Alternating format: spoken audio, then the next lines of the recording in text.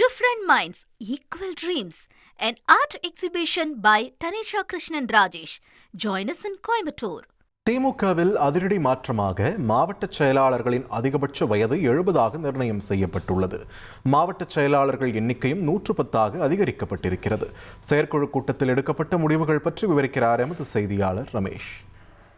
திமுகவுடைய கட்டமைப்புல புது ரத்தம் பாய்ச்சுவதற்கு திமுக தலைவர் மு.க.ஸ்டாலின் திட்டமிட்டிருக்காரு. திமுகவில் பல மாற்றங்கள் நடந்து வருது. திமுகவினுடைய செயற்குழு கூட்டம் திமுக தலைவர் மு.க.ஸ்டாலின் தலைமையில் நடைபெற்றது. இந்த கூட்டத்தில் தான் பல முக்கிய முடிவுகள் எடுக்கப்பட்டிருக்கு. திமுகவில் 77 மாவட்ட செயலாளர்கள் இருக்கிறாங்க. இந்த மாவட்ட செயலாளர்களுடைய எண்ணிக்கையை 110 உயர்த்துறதுக்கு இன்றைய கூட்டத்தில் தீர்மானம் நிறைவேற்றப்பட்டிருக்கு. அதே மாதிரி மாவட்ட செயலாளர்களுக்கு வயது நிர்ணயம் செய்யப்பட்டிருக்கு. திமுகவில் இனிமே 70 வயதுக்கு மேல மாவட்ட செயலாளர் பதவியில் இருக்க முடியாது அப்படிங்கிற ஒரு தீர்மானம் நிறைவேற்றப்பட்டிருக்கு. ஒரு நபர் 3 முறை மட்டுமே திமுகவில் மாவட்ட செயலாளராக இருக்க முடியும்னு சொல்லியிருக்காங்க.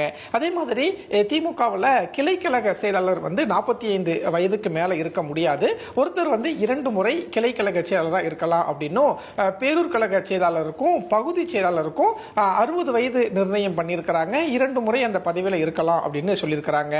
சென்னை போன்ற மாநகராட்சியில 40,000 வாக்குகளுக்கு ஒரு பகுதி செயலாளர் அப்படின்னும், பிற மாநகராட்சியில 30,000 வாக்குகளுக்கு ஒரு பகுதி செயலாளர் அப்படிங்கிற ஒரு கட்டமைப்பு தான் இனி இருக்கணும் அப்படிங்கிற ஒரு முடிவு தான் திமுகவினுடைய செயற்குழுவில் எடுக்கப்பட்டிருக்கு. வரக்கூடிய நாட்கள்ல நிறைய மாற்றங்கள் இருக்கும் அப்படின்னு எதிர்பார்க்கப்படுகிறது.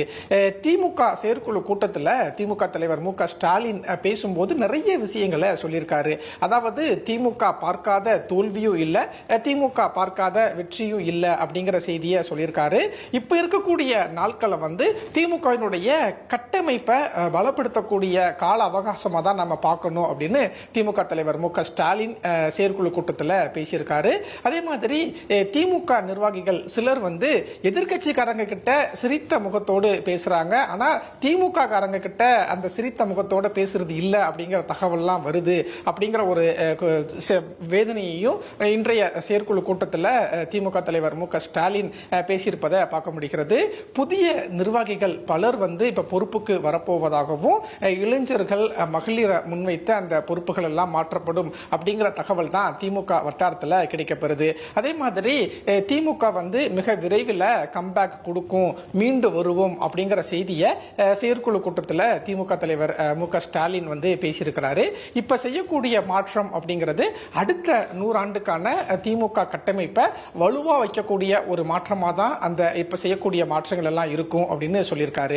அதே மாதிரி திமுகவினுடைய பொதுச் செயலாளர் துரைமுருகன் இன்றைய கூட்டத்தில் பேசும்போது, சட்டமன்றத்தில் திமுக ஒரு சிறந்த எதிர்கட்சியா செயல்படணும், மாமா மச்சான் அப்படின்லாம் உறவு முறையை வச்சு சட்டமன்றத்தில் பேசக்கூடாது.